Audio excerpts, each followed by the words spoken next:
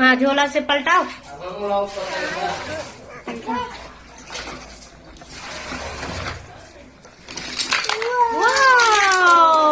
वाह श्रेया की कितने सारे खिलौने हैं देखो।